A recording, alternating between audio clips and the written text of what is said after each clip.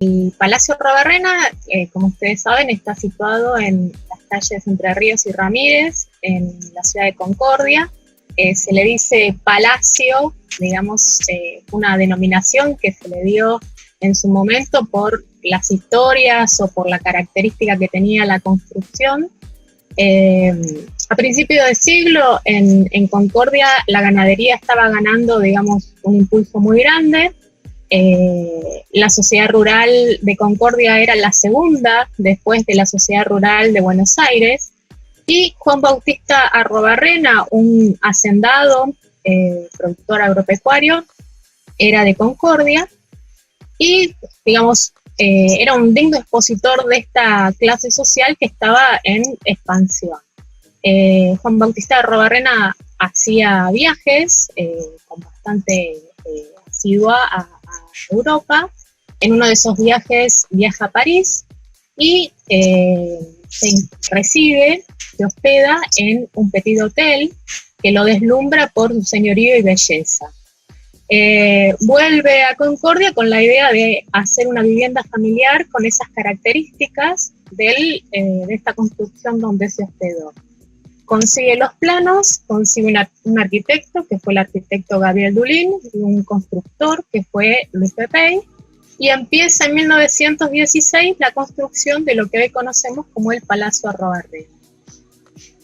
Termina en 1919 la construcción. Es una construcción emblemática de la ciudad de Concordia. El edificio tiene 4 plantas. En la planta baja tenía un semisótano también, que ahí funcionaba la cocina, la sala de planchado, la lavandería. Después en el primer piso era el plano social, donde había un recibidor, el comedor, el living, el despacho del señor, el despacho de la señora, una salita de música y también algunas áreas de despensa para cuando se servía la comida. En el segundo piso estaban los dormitorios y baños, vestidores también, y en el último piso, que es el que termina con la mansarda, había también habitaciones de servicio y baños. Bueno, es un edificio que tiene unas características que se denominan como del eclecticismo francés. Si uno ve, el frente está bastante cargado de esculturas y molduras muy emblemáticas de la época. En su interior tiene cielos rasos suspendidos decorados, bajorrelieves, molduras, una escalera principal muy importante que es acompañada por un ventanal que tiene vitrós. La historia de cómo se convierte en museo, bueno, esto es algo que también es bastante singular, digamos, con respecto a cómo se fue dando, o sea, cómo fueron pasando de distintos propietarios el edificio, ¿no? El señor Juan Bautista Arrobarrena, después de construir la casa, la disfruta bastante poco, porque a los pocos años fallece. Después fallece su mujer. No lo comenté, pero tuvieron 10 hijos. Solamente los hijos más chicos vivieron en esta vivienda. Los más grandes residían en las zonas donde ellos tenían campos, que llegaron a tener casi 20.000 hectáreas de campos. Así que bueno, los herederos, después que fallecieron los padres, decidieron venderlo al ejército, y el ejército estuvo desde 1940 más o menos hasta 1973, ¿sí? Desde 1973 empezaron a hacerse distintas negociaciones como para que el edificio pase a ser, en realidad se rescate el edificio porque estuvo a punto de ser demolido, ¿sí? Hubo un movimiento de vecinos muy importante de acá de Concordia que reconocieron, digamos, el valor patrimonial de esta construcción y hicieron todas una serie de manifestaciones como para que no se demoliera. En 1984, digamos, culminó todo este proceso, donde la municipalidad termina canjeando unos terrenos al ejército y se queda con el Palacio Arrabarrena, que termina siendo sede del Museo Regional Palacio Arrabarrena.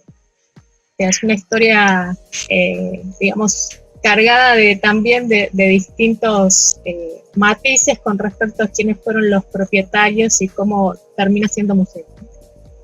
¿Cuál es el desafío de gestionar un edificio patrimonial de estas características hoy en día con lo que significan los museos y también en este marco, ¿no?, de la pandemia que los obliga obviamente a estar cerrados?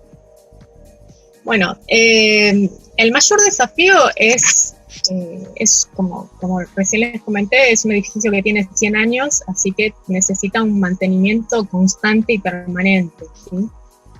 Por suerte contamos con distintos apoyos y habíamos empezado a hacer algunas pequeñas reparaciones, ¿sí? Que son necesarias, ¿sí? Y estábamos también haciendo gestiones para empezar a convocar a distintos profesionales para hacer un proyecto de puesta en valor en general, ¿no?, del edificio. Bueno, todo esto de la pandemia de alguna manera nos puso en un impasse, pero bueno, seguimos tratando de focalizar en cuáles son las prioridades con respecto a la conservación del patrimonio, ¿no?, de la construcción.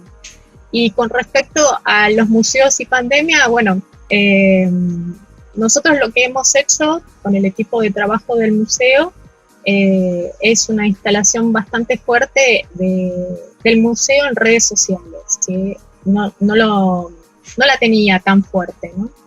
Y lo que estamos haciendo en este momento es exhibir a través de las redes sociales la colección de fotos y fotopostales que tiene el museo, que es bastante importante.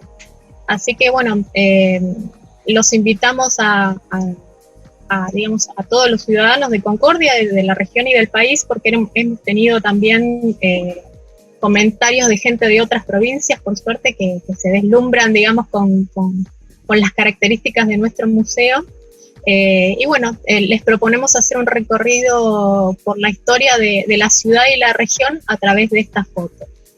Silvana, y es muy linda la experiencia. La verdad que los ciudadanos de acá de Concordia nos han acercado también por redes sociales fotos familiares de otras épocas.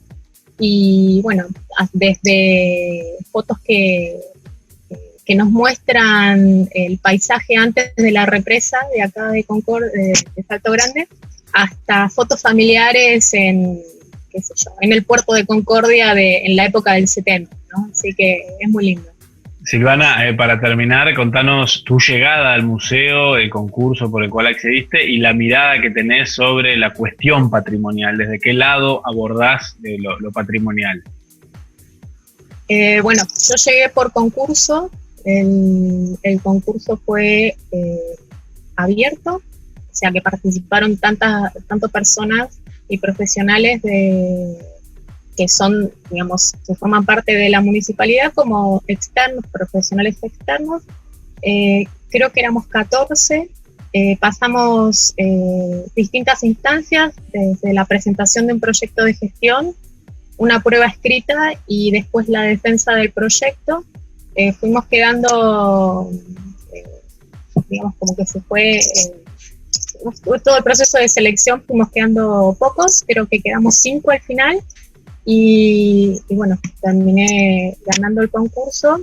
Fue bastante, demandó un esfuerzo bastante importante el concurso, porque bueno, uno aparte digamos, de prepararse para un concurso de estas características, uno seguía también con sus actividades normales, así que fue un esfuerzo bastante importante.